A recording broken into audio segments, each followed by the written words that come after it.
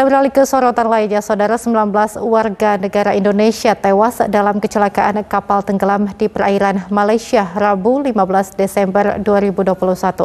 Direktur Perlindungan Warga Negara Indonesia Juda Nugraha menyatakan 13 korban tewas yang ditemukan laki-laki dan 6 korban perempuan. Direktur Perlindungan Warga Negara Indonesia Juda Nugraha mengatakan proses pencarian korban kapal tenggelam di Johor Bahru, Malaysia masih terus dilakukan. Dari 19 WNI yang tewas, 2 jenazah sudah teridentifikasi identitasnya. Mereka merupakan WNI asal Lombok.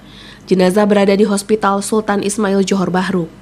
Tim perlindungan WNI KJRI Johor Bahru juga telah bertemu 14 korban selamat untuk memastikan kondisi kesehatan dan verifikasi identitas.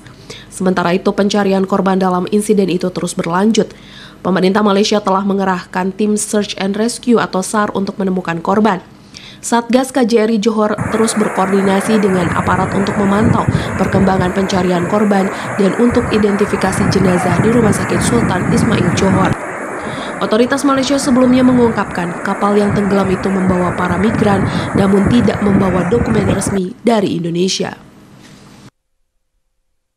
Ya, Saudara, untuk mengetahui jumlah korban jiwa yang telah ditemukan pasca kapal tenggelam di pantai Tanjung Balau, Kota Tinggi, Johor Bahru, Malaysia, kita telah terhubung melalui sambungan telepon dengan Konsul Jenderal RI di Johor Bahru, Malaysia, Bapak Sunarko. Selamat siang, Pak Sunarko. Selamat siang, Mbak Maya. Baik, Pak, bisa diinfokan saat ini, Pak, jumlah terbaru korban kapal tenggelam yang telah berhasil ditemukan? Terima kasih, Mbak Maya. Pertama-tama tentu saja kita sampaikan duka cita yang mendalam atas musibah ini dan juga korban jiwa dari saudara-saudara kita warga negara Indonesia.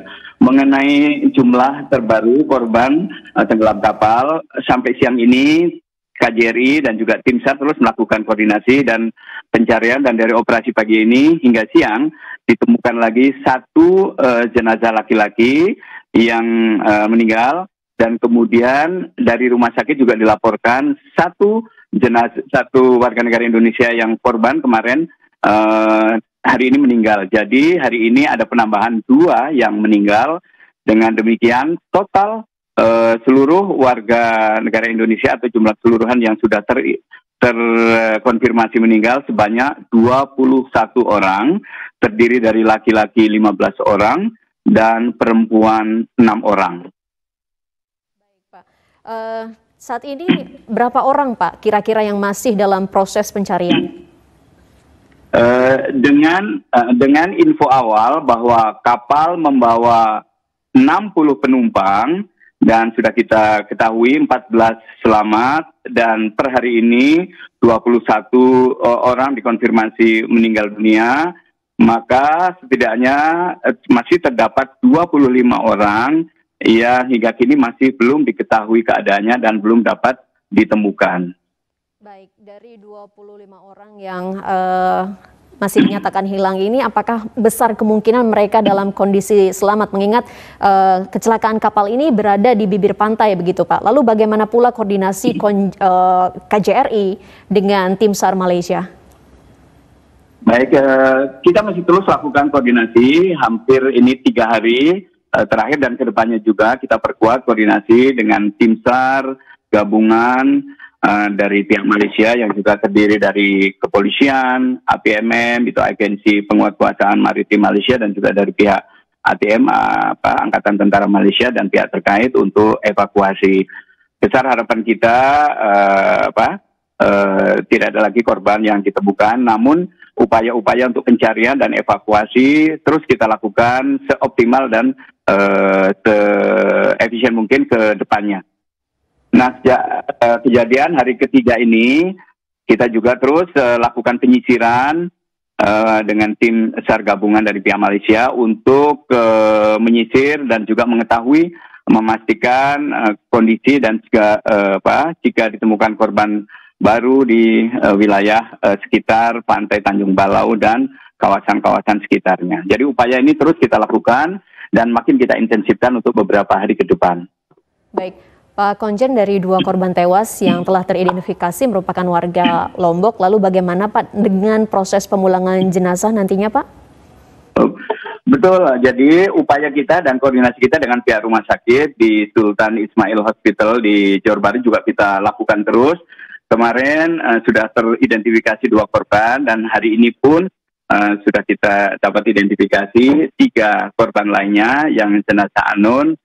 Kemudian kita juga sudah mulai lakukan hubungan komunikasi dan juga kontak dengan pihak keluarga dan juga ahli waris untuk bantuan penanganan dan juga pemulangan jenazah melalui jalur udara tentu saja dari Kuala Lumpur kemudian ke Jakarta dan ke kampung halamannya. Kita terus berupaya pada saatnya setelah selesai postmortem dan juga otopsi dan juga penanganan di rumah sakit, kita upayakan untuk bantuan pemulangan jenazah korban dari kapal yang tenggelam di daerah masing-masing.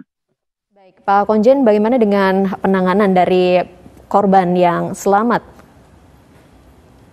Untuk korban selamat yang kita kemarin data 14 orang sudah kita berhasil temui dan kita juga kunjungi di detensi imigrasi di Siatropika di Johor Bahru setelah tentu saja menjalani swab test dan alhamdulillah keadaannya semua sehat, negatif COVID dan juga sudah bisa kita temui. Kita lakukan upaya-upaya penanganan koordinasi dengan Immigration Malaysia untuk proses pemulangan pada saatnya nanti. Tentu saja terus akan kita kawal koordinasi dengan pihak JIM untuk memastikan kondisi psikologis, kondisi kesehatan 14 warga negara Indonesia ini dan juga upaya untuk bantuan pemulangan nanti pada saatnya setelah proses selesai ke daerah masing-masing. Demikian Mbak Maya. Terakhir Pak Konjen, tentu kita berharap ini tidak kembali terjadi begitu. Namun di luar sana masih ada saja pihak-pihak yang mencoba membujuk dan menawarkan kepada masyarakat untuk menjadi pekerja migran ke Malaysia. Padahal ini masih belum dibuka begitu. Apa imbauan yang bisa disampaikan kepada masyarakat yang mendapatkan tawaran atau janji-janji pekerjaan tersebut? Dari waktu ke waktu dan dari setiap kesempatan kami sosialisasikan, kami himbau dan kami sampaikan, kami tegaskan agar warga negara Indonesia tidak terbujuk rayu, tidak terpikat dengan tawaran-tawaran dari pihak-pihak yang tidak bertanggung jawab atau calo-calo yang memanfaatkan situasi ini sehingga hanya pada akhirnya merugikan warga saudara-saudara kita saja. Dan bahkan dalam situasi seperti ini dengan cara-cara yang tidak resmi, tentu saja ini juga akan di samping melanggar ketentuan baik di Indonesia maupun juga di Malaysia, juga ini sangat membahayakan keselamatan dan jiwa dari saudara-saudara kita. Oleh sebab itu terus-menerus selalu kita sampaikan pesan-pesan ini, agar tidak tergoda, tidak terpikat, dan tidak melakukan atau menempuh cara-cara ini. Kita di KJRI juga selalu koordinasikan dengan otoritas, pihak-pihak pemerintah daerah untuk sama-sama kita memberikan penyadaran publik mengenai bahaya atau mengenai resiko dengan terbujuk dari pihak-pihak yang tidak bertanggung jawab ini. Demikian Mbak, upaya ini terus kita lakukan dari waktu ke waktu. Baik, tentu kita berharap proses pencarian bisa berjalan dengan baik dan tentu penanganan juga bisa diberikan maksimal kepada para korban selamat. Terima kasih Pak Sunarko, Konsul Jenderal RI di Johor Bahru, Malaysia. Selamat siang. Terima kasih Mbak Maya. Saudara, Badan SAR Nasional Basarnas Kepulauan Riau turut membantu pencarian korban kapal tenggelam berpenumpang warga negara Indonesia yang tenggelam di Kepulauan Johor Bahru, Malaysia. Dan untuk informasi selengkapnya kita telah terhubung dengan reporter Lisa Idah di Pekanbaru, Riau. Lisa. Selamat siang, terima kasih Rahma dan Zahra. Baik dari Tanjung Pinang, Provinsi Kepulauan Riau, dapat kami informasikan informasi terkait tenggelamnya kapal penumpang yang membawa 60 orang TKI maksud kami ataupun PMI ilegal dari perairan Laut Bintan Provinsi Kepulauan Riau menuju perairan Laut Malaysia yang tenggelam pada Rabu 15 Desember 2021.